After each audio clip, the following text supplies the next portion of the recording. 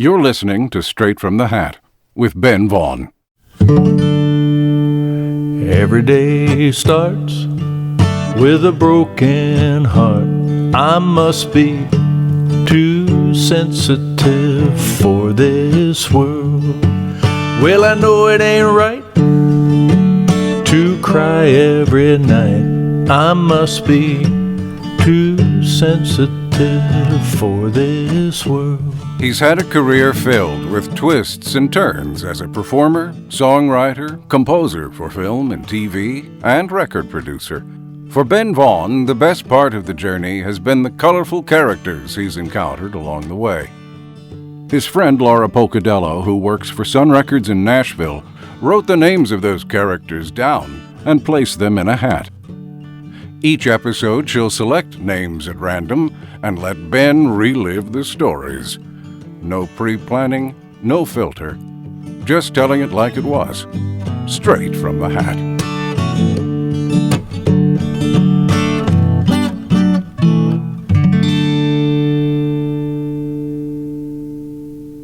Hello, Ben. Hello, Laura. And everyone out there in podcast land. Laura and I, we know each other because we worked on a few projects together, and then we realized that we both are not only fascinated, but are big promoters of Sonny Bono's musical career. Yes, I prefer the term evangelist. I'm a Sonny Bono evangelist, and it's always good to meet another one of us because there's tens of us out there. There are, there are. And that has led to many conversations about music. Laura, for her age, which is young compared to me, knows a whole lot about older music, which fascinated me, and we ended up having very long conversations about the history of pop music and folk and country and blues and everything else. And it led to this right here, this podcast. That's right. We became really fast friends with our common ground in music. And as you were telling me all the awesome stories from your life and career, I realized they needed to be shared. So we came up with a fun way to do that. And I think we should get started. Great. With the first name. You ready for this? I am. Let's see, digging around in here. Oh, okay. This will be an interesting one. Tell me about Lynyrd Skynyrd. Skynyrd. Lynyrd Skynyrd. Well, I have a story to tell. Few people know that Ed King of Lynyrd Skynyrd was a member of the Strawberry Alarm Clock. I did not know that. Of Incense and Peppermints fame, yes. Yes. Which is a weird song. There's a line in there, a yardstick for lunatics, one point of view. Now, that's socially conscious poetry right there. Very 1960s. Yeah. If that means something to you, then I'm happy for you. Yeah, exactly. And so he was in Strawberry Alarm Clock, and when they broke up, somehow he ended up in Lynyrd Skynyrd, the original lineup, and he co-wrote Sweet Home Alabama and Saturday Night Special. And he left the band in the mid-'70s because he couldn't relate to their lifestyle. And he became a born-again Christian. He left right before that plane accident, about a year or two before that. And probably a good call. Yeah, and he ended up living in South Jersey, of all places. I don't know why. And was living out in the woods in South Jersey. And in 1986, I think, or 87, I was recording an album in a barn in South Jersey, in the woods of South Jersey, my second album, and I had a budget, and I was in there for about a month, and we were doing this song that required blues harmonica, and I needed to electrify it, and Ed King came in at that moment to visit, so I was introduced to Ed King, and I remember it was winter, but he was wearing tennis shorts and tube socks. It was very strange. Okay. And he was super friendly. He looked kind of like Kenny Rogers or something. He came in and he goes, "Oh, blues harmonica, man, you sound great on that. But, let me mess with the amp a little bit." So he went out there and he started fiddling with it. And all of a sudden it sounded great. So Ed King, basically engineered my harmonica solo on that record. And about a year later, I get a call from him. And he says, "The guys at the studio gave me your number. Skynyrd's back on the road. We're doing a tribute tour, and it's a bunch of the original members with Ronnie's younger brother singing, and I would love to have you come up and play harmonica on They Call Me the Breeze. Oh my gosh. Wait, hold on. How did you even... You're not really like a blues harmonica guy. Where'd you even learn that? Oh, I am a blues harmonica guy. Okay. That's news to me. Yeah, it's not what it doesn't dominate my career, but when I was, I guess I was about 18 years old. Well, actually, the reason I played blues harmonica is because the drinking age in New Jersey was lowered to 18 in 1973. Nice. And that's pretty much all I have to say about it. Cause and effect. Yes. Now, that meant I could play bars, legally be playing bars. And a friend of mine who was kind of a Bob Seger sounding singer, and he had like a Fu Manchu mustache and long hair, and he played guitar and sang, and he had a really great voice. He got a gig at this biker bar in the middle of the woods in New Jersey and South Jersey, and he asked me to accompany him on rhythm guitar so he could play slide, like, Duane Allman kind of slide, and also play harmonica. And I already knew how to play harmonica a little bit, but playing like 3 sets a night, 4 nights a week in a biker bar really taught me how to play harmonica in order to save my life, basically, because these guys would get really drunk and they would be sending shots up to the stage, and they would watch to make sure you drank it, if they liked, and so... It's like a threat. It's not a... Oh, yeah. Like, you got to drink this. This was a crazy bar. I mean, it was a hangout for bikers, and there was one guy, I remember, he had a tracheotomy, and he would release the fumes from a cigarette lighter into his throat and then light it, so flames would come out of his throat. Oh my God. Yeah. And and I remember being on stage, and out of the corner of my eye, I see, I go, oh, Billy's here. Oh, he's back. Yeah. And they told me there used to be a guy who came in who had a glass eye, and he would set that on fire and roll it down the bar. But, I never saw that myself. That was only legend. But it was a crazy place. And this guy Mongo was the lead instigator, this guy Mongo. And so they would, at a certain point, just yell to the stage, play the blues, and you had to play the blues. And so I put in my 10,000 hours playing blues harmonica over like a 6-month period of my life.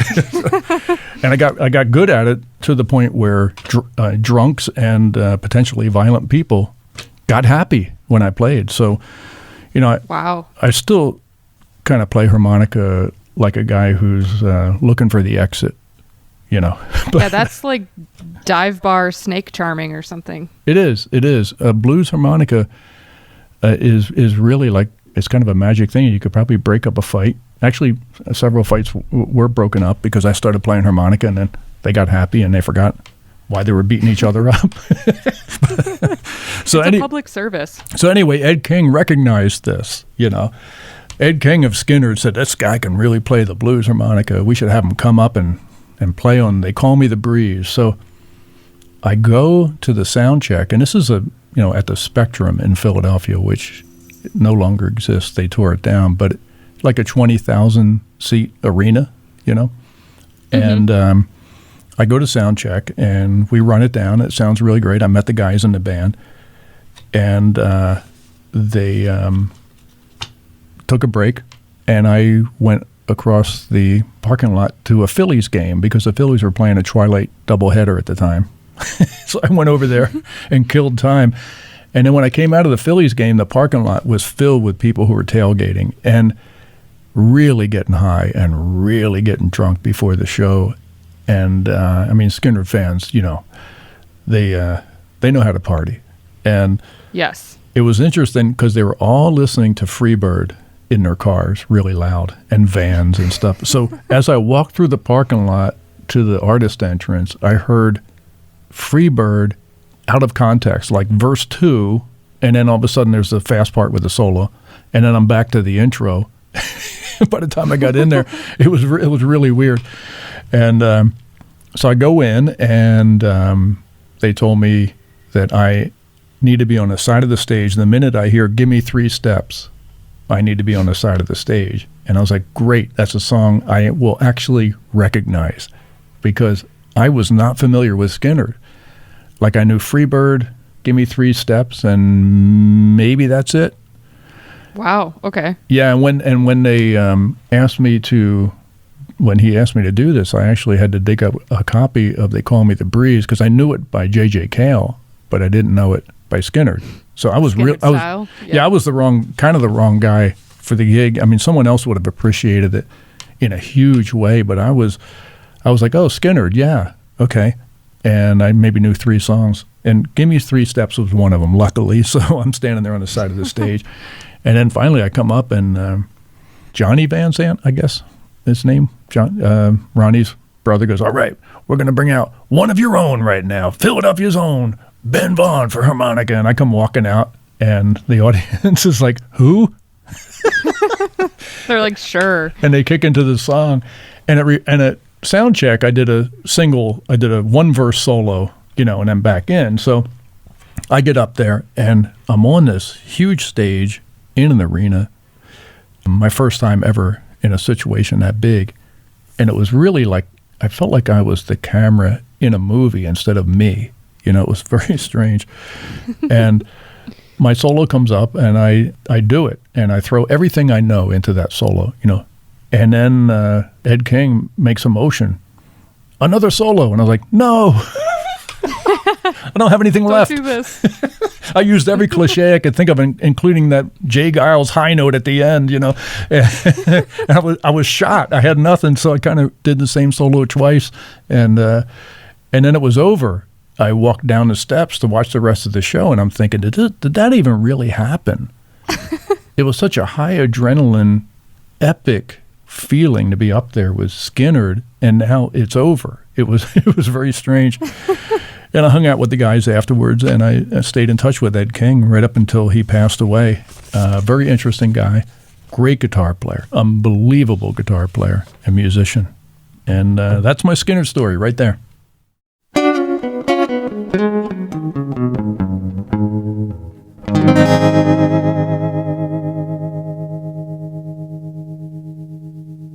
Digging in the hat here. Let's see who comes out next. Now, this hat has a lot of names in it. A lot, yes. A lot of names in it, and you have no idea what's coming next, and neither do I. No, they all look the same. I tore up a steno pad, and so I have no idea what I'm about to pull, but I'm looking forward to it. Okay. Okay? I'm ready. Gene Pitney. Gene Pitney! Man, what a voice. What a! I love Gene Pitney. I'm Gonna Be Strong by Gene Pitney. At the very end of that song still makes the every hair on my body stand up, which is kind of uncomfortable. But anyway, the Gene Pitney, after I did the Arthur Alexander comeback album, I started getting a lot of calls to be the guy. Yeah. To make a new record, a legacy record by one of these artists, a lot of older artists who hadn't made records in a while. You were the special sauce for that. Yeah. And I think that one of the reasons is that I wasn't trying to get a hit. I was trying to get a legacy record out of these guys, which would lead you to a purer exploration of how to make a record. If you're not trying to get a hit, you're just trying to make a really, really great homage to the artist by the artist.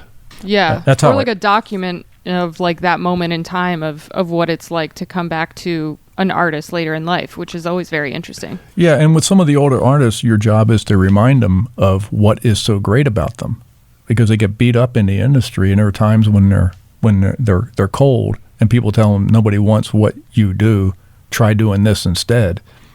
So, a lot of psychological beating up is taken by these artists, and Gene Pitney's manager contacted me and said, I manage Gene Pitney, and I really want you to meet with him and talk about producing a new record. And I was like, oh my God, Gene Pitney. man, I mean, Gene Pitney's catalog and his voice and his songwriting too. He wrote "Hello, Mary Lou" for Ricky Nelson. I mean, he wrote "He's a Rebel" by the Crystals. Oh, I forgot that. Yeah. So he was a real brill building kind of guy. One of those Neil Sedaka dudes who can just sing anything and can also write and can also get on stage and know how to charm an audience. It's amazing how many of those people there were back then. And it came naturally to them. Bobby Darin, Paul Anka, Jackie DeShannon, people like that. Oh, yeah, they had it all.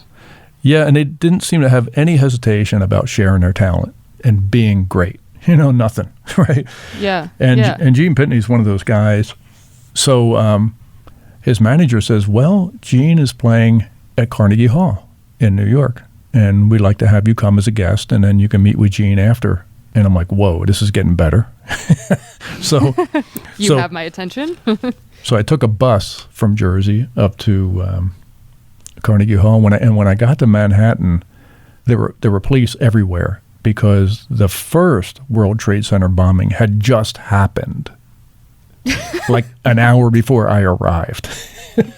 This is part of the Zelig part of your story where you're like, that to set the scene, there was a bombing at the World Trade Center. Yeah, and the entire, Manhattan was completely wigged out. And I arrived there, that's the energy, right? So I'm going to see Gene Pitney on the day that the first World Trade Center bombing happened. On edge. Yeah. So I go to the show, and it was really great seeing Gene Pitney. Had a full orchestra. And what I really liked is I always like when you're watching a legacy artist on stage, and you can tell that they hired local union people to be the band. Yeah. And the way you can tell that is the drummer is reading music. Okay, so the drummer's reading music, and so on Liberty Valance, the man who shot whack, he hits this rim shot, and he's looking facing sideways. He's not watching Gene Pitney. He's reading a chart from a music stand off to his left, and he would hit that whack, and I was like, wow, that's professionalism, And Gene Pitney, he hit those high notes just like he always did, It was incredible. Wow. So I was like, whoa, he can still sing. Because that's the first thing with a legacy artist is, can they still sing with the same amount of power and vibrato or whatever the version of a great voice is? And he had it all. So I was like, yes. So I go up to the maestro room. I'm on an elevator with one of the young rascals, it turns out. Eddie Brigatti is in the elevator with me, which is very strange. And we get up to the maestro room, and there's Gene looking like he didn't perform. No sweat on him. He looked perfect. I mean, he didn't have one wrinkle in his suit. You wouldn't have never known the guy just did it like, 3 encores, Played Carnegie Hall even. Yeah, so I'm introduced to him. His manager brings me over and says, Gene, this is the producer I was telling you about. I really think that you guys could really make a great record together. You should talk among yourselves. So I'm talking with Gene, and he goes, look, here's the deal. My son is an extremely talented young man, and he's got this whole MIDI thing he's doing right now, and I think we need to incorporate that into whatever we do. And I was like, I don't think I'm the right guy to make that record. Maybe that's the record you make after you work with me? And he goes, no, that's the one I want to do now. And I really want my son to be involved. He's a genius. He's the new thing. And I need to be up with the new thing if I'm going to make a record. And I said, okay, well, I don't think I can do that. And he goes, okay. And it was kind of cold the way we ended. It was not very friendly. Like he was like, never mind then. Yeah, it was like, well, I guess we're not working together, And that's that. I mean, I appreciate that he wanted to support his son, but MIDI, that's tough. Yeah, and even if it was cutting edge at the time. I don't even have a bad attitude about it. You gotta know that you're the right guy for the job, or you shouldn't do the job. And I was the wrong guy for that job. It's that simple. I'm not. I can't. Sure. I'm going to mess up your MIDI thing. I'm going to ruin everything and put like a real guitar on there or something. I'm going to mess it all up. So. I'm going to use a real instrument. It'll be a problem. Yeah. So we ended on a cold note there, and then the manager says, "Okay, everybody, It's time to leave. It's time to leave. Everybody to the elevator. So the whole gang of people in the dressing room, we go down to the elevators. And the elevator opens, and in the flurry of activity, me and Gene get on the elevator, and the doors close. And we start going down, just the two of us. And I look at him, and I go, well, this is awkward. And he started laughing, and then we come out of the elevator, and we're laughing in the lobby about this, and then the manager comes down and goes, oh, you guys are laughing, so do we have something? We're like, no. He's like, no, we're not going to work together. He goes, but you're laughing. It was pretty funny. So I never got to work with Gene Pitney. You know, the way that Gene Pitney left this world is incredible. He played a show in Cardiff, Wales, performed a concert. He was huge over there. So he plays this big theater in Cardiff, Wales. He goes back to his hotel room, takes his shoes off, and lays down on the bed in his stage clothes, falls asleep, and never wakes up. Wow. He apparently looked perfect when they found him. That's the ultimate showbiz guy right there. That's how you know you're a performer. If you leave at your peak like that, where you're all in your stage gear, ready to go, done a great show, and off you go. Yeah. And you know he got 3 encores that night too, maybe more. So he went out. Oh yeah. He went out as a viable, working professional, and his voice. If whoever's listening, check out some of his, even the stuff he did in the mid-'60s, which has kind of a tough beat like Heartbreaker. Just amazing. Yeah. Gene Pitney. He has that weird song. I remember sending it to you because I'm a big Gene Pitney fan. I got into him with the Phil Spector stuff, which is, good, but there's so much more to what he did, including his stuff with George Jones. But he's got a weird song about animal crackers that I love. That's kind of from that hard beat era. Yeah, and the duets he did with Melba Montgomery. Yes. Great stuff. So he could sing country, he could sing Brill Building. You could put a Goffin King song in front of him, or you could put a Hank Williams song, and Gene Pitney was going to give you a very, very singular take on that tune. He had such a great voice, and kind of a weird voice, too, every now and then. Just an amazing artist, Gene Pitney.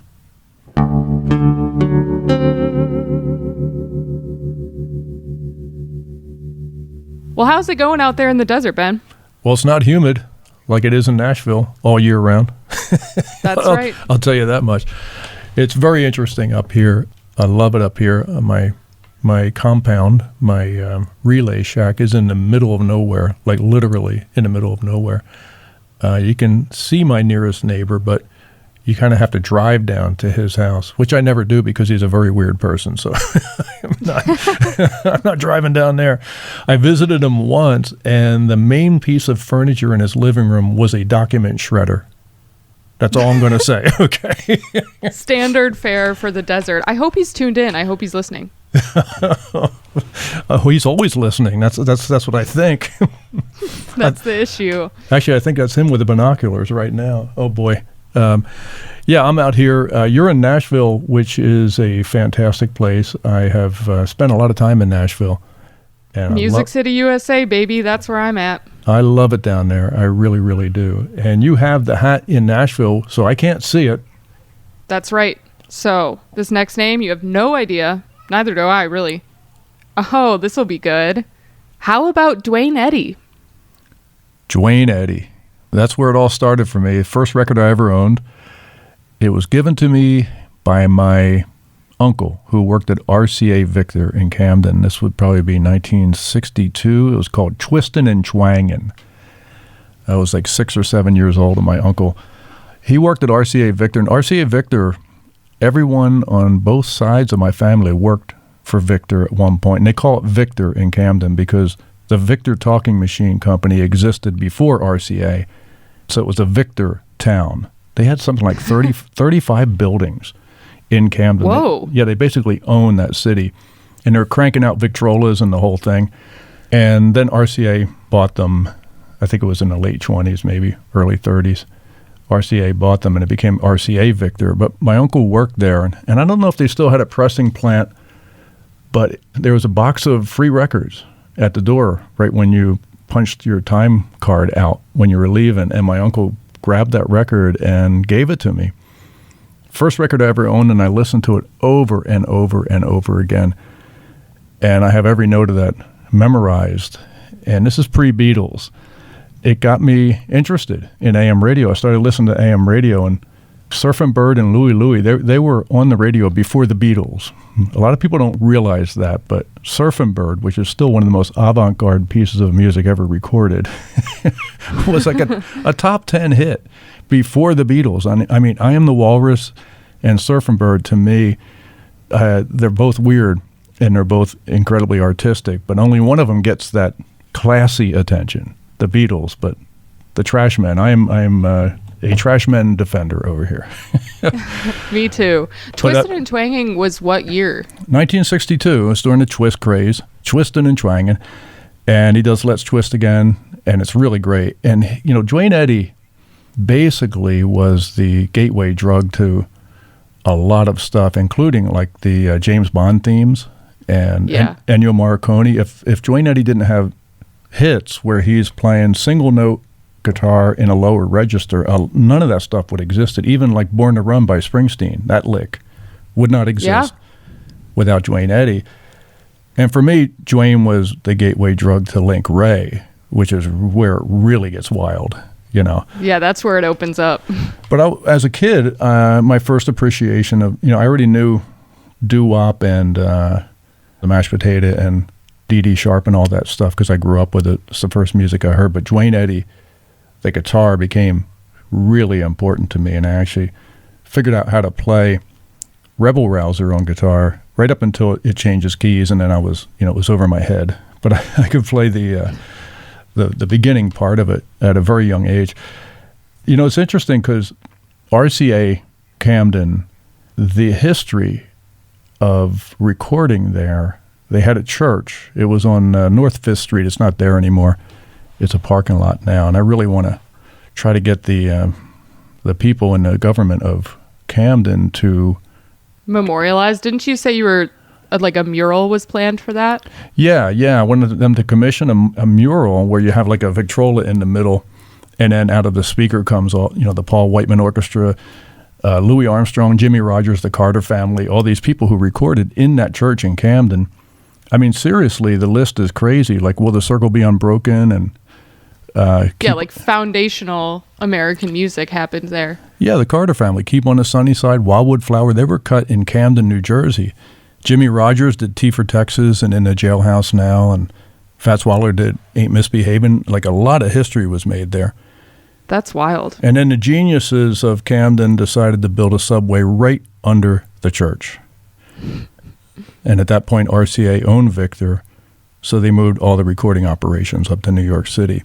Yeah, getting back to Duane, I had a conversation with him on the phone once because when Lee Hazelwood died, Fresh Air called me up and asked me to eulogize him, and I was unprepared. I was actually in my car on my cell phone eulogizing Lee Hazelwood, and I made a mistake. I said if Lee Hazelwood was known for anything, it would be placing Duane Eddy's guitar amp in a grain barrel to get that sound. And I got an email through my website the next day from Duane's wife saying, Duane would like to talk to you and correct you on a few things. And I was like, oh shit, I'm in trouble. Set the record straight. Yeah. I'm in trouble. So I called, and Duane he's like, I'm just kidding. I don't want to, you know, I'm not mad at you, but let me set it straight. And he told me the whole story. He was like a 17-year-old kid in Phoenix, Arizona, and Lee Hazelwood and Al Casey decided that they needed a water tank for reverb. So they went around town and they were testing out all these water tanks. Like Lee would bang on one and Al Casey would stick his head in it or something. I don't know. trying to picture this. And Duane's just like, I don't know what's going on. These older people are nuts. And they finally picked one. They brought it back to the studio in Phoenix and they filled it with water. And what they would do, they didn't put the guitar amp in a grain barrel. What they did is they would send a signal from Duane's guitar into the tank, and then they would have it return into the mixing console. And that's how he got that sound. Yeah, right? and depending on how much water is in it, depending on how big or small the reverb was. Whoa. Yeah, and it turns out that that's not an uncommon thing. A lot of other people, Norman Petty in particular, they were all kind of experimenting with that. But I got a chance to talk to Duane Eddy, and I told him that my uncle gave me that record, and he told me to thank my uncle, which I got a chance to do right before my uncle died, so it was really cool. That's great. Yeah. I once was asking someone around here, because I also am a big Lee Hazelwood fan, and I was curious about his time in Nashville, and so I emailed someone who had written about Lee and that time and said, where can I learn more about that? You know, I've been digging around and not finding much. And he was like, well, you got to call Duane Eddy, because he lived south of town here for a while, and I regret that I never got a chance to, because he recently passed. Yeah, you think these people are going to live forever. That's the problem, you know? I know. And they live forever in our record collections, and I think that has us fooled. Yes. Like that they're immortal, because I can listen to Twistin' and Twangin' right now anytime I want, which kind of maybe leads you to assume that guy is still with us. I don't know. That's my reality. Yeah, he's always here whenever I need him, so I'm with you.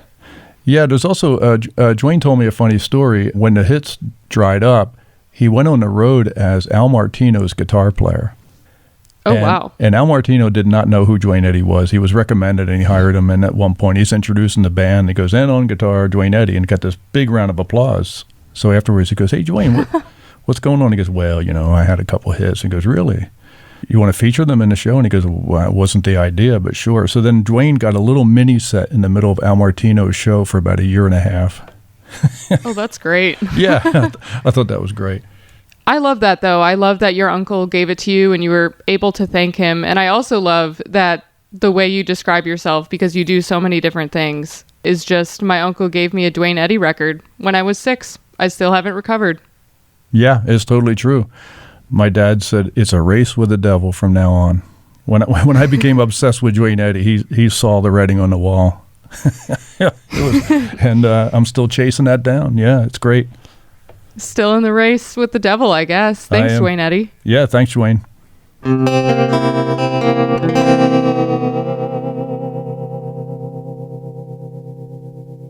All right, it's that time. Yes, it's that time where we go out on a song.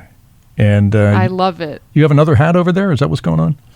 Yeah, I've got 2 hats now. This one's the song hat. It's different. The song hat. Yes. The song hat. Instead of names, we've got songs in it. So I'm going to reach in here. And they're your songs. I hope that's okay. That's definitely okay, because I probably actually know the lyrics. And I have a Gibson guitar here ready to go. So there we go. Okay. There you go. Oh, this one. Miss Me When I'm Gone. Miss Me When I'm Gone. That is a polka that I recorded with Augie Myers in Texas. He played a really great accordion part on that song. And the way I introduce it usually is I say, you know, as we get older, we lose people in our lives. We lose loved ones and family members. And this is a song about someone I'm going to miss a whole lot. I'm going to miss me when I'm gone. Gonna miss the way we got along. Me and myself through right and wrong. I'm gonna miss me when I'm gone. I'm gonna miss me when I die.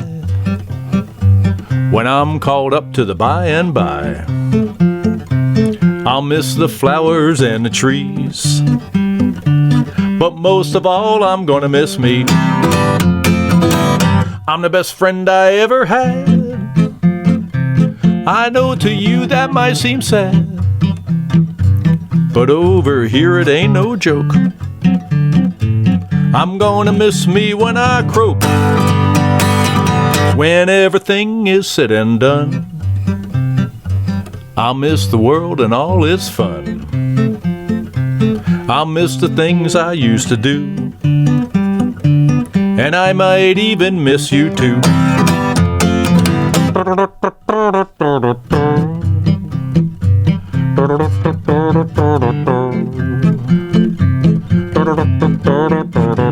The straight from the hat horns.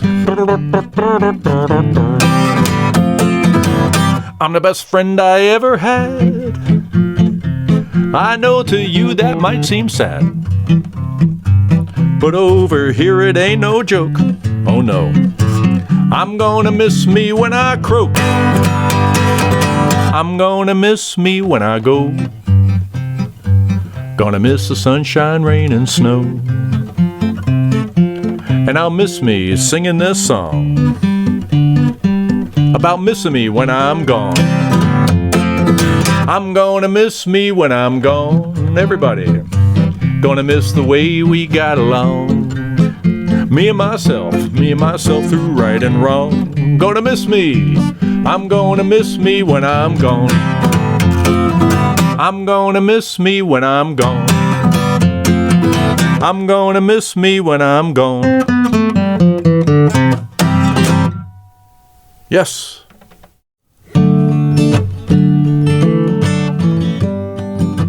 You have just enjoyed another installment of Straight from the Hat with Ben Vaughn. To learn more about the names drawn from the hat for this episode, please visit straightfromthehat.com. Don't forget to tell a friend about this podcast. And please, subscribe to the show on your podcast platform of choice.